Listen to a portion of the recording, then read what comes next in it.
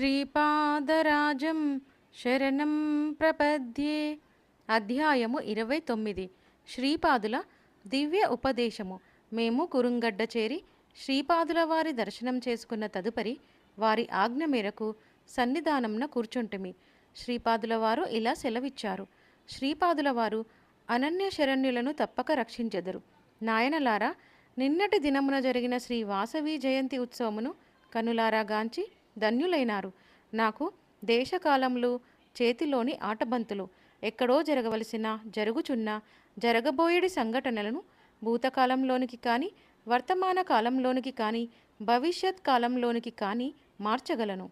మీరు ఎంత ప్రయత్నించినను అంతంలేని ప్రయాణముగా కనపడునట్లు దేశకాలములను శాసించగలను.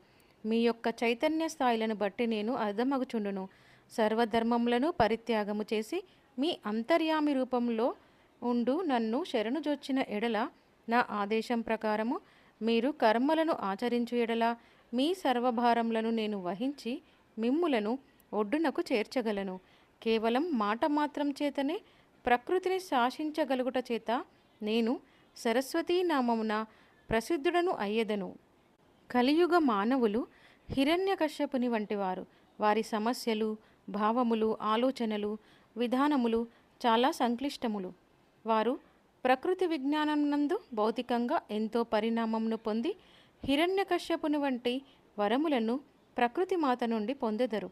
వాటి అన్నిటికీ అనుగుణంగా ప్రహ్లాదుని వంటి నిరపరాధులైన భక్తులను సంరక్షించుటకు నేను ఈ కలియుగమున నరసింహుని వంటి అవతారమును ధరింపవలెను. అందువలన నరసింహ సరస్వతి అను పేర మరి ఒక దివ్య అవతారమును ధరించి గంధర్వపురంన విఖ్యాతుడను అయ్యెదను అని అన్నారు. తదుపరి శ్రీపాదుల వారు ధ్యానస్థులైరి.